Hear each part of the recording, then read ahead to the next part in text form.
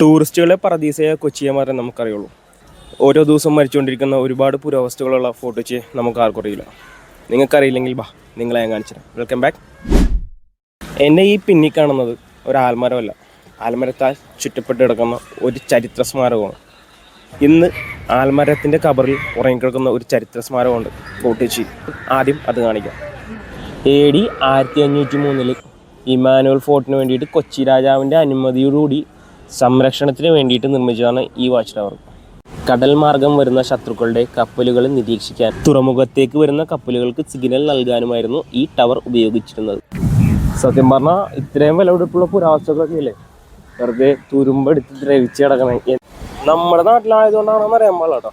വേറെ ഏതെങ്കിലും നാട്ടിലായിരുന്നെങ്കിൽ നല്ല അത് അടിപൊളിയായി പെയിൻ്റൊക്കെ അടിച്ച് സെറ്റ് ചെയ്ത് അത് മെയിൻറ്റെയിൻ ചെയ്ത് കൊണ്ടുവന്നിട്ട് ആർക്ക് വന്നാലും സിമ്പിളായിട്ട് മനസ്സിലാക്കാവുന്ന രീതിയിൽ അത് ചെയ്തിട്ടാണ്. ഇപ്പോൾ ആരെങ്കിലും ഒന്ന് നോക്കി കഴിഞ്ഞിട്ടുണ്ടെങ്കിൽ അതൊരു ആക്രിസാണോ അല്ലെങ്കിൽ ഒരു ഭദ്രാതി സാധനങ്ങളോ അറിയാമുള്ളൂ. കുറച്ച് ആൾക്കാർക്ക് മാത്രമേ അതിൻ്റെ പ്രാധാന്യം എന്താണെന്ന് അറിയാൻ പാടുള്ളൂ. ബാക്കി ഒറ്റയെണ്ണത്തിന് സത്യം പറഞ്ഞാൽ നമുക്ക് പിടി കിട്ടൂലത്. സത്യം പറഞ്ഞാൽ ഇത്രയും മൂല്യമുള്ള ഒരു പുരാവസ്തുവിനെ ആരും മൈൻഡ് ചെയ്യാണ്ട് പോകണേണ്. ഒരാൾക്ക് പറയാൻ പാടില്ല ഇങ്ങനൊരു സംഭവം ഉണ്ട് അവിടെ ഇന്നതാണ് എന്നുള്ളത്. ശരിക്കും പറഞ്ഞാൽ അതിൻ്റെ അടിഭാഗമൊക്കെ തുരുമ്പെടുത്ത് എന്ന് വേണമെങ്കിലും പൊളിഞ്ഞു വീഴാവുന്ന രീതിയിലാണ് 8 ബോൾട്ടിൻ്റെ ഒക്കെ അവിടെ കാണണം തുരുമ്പെടുത്തിരിക്കണത്.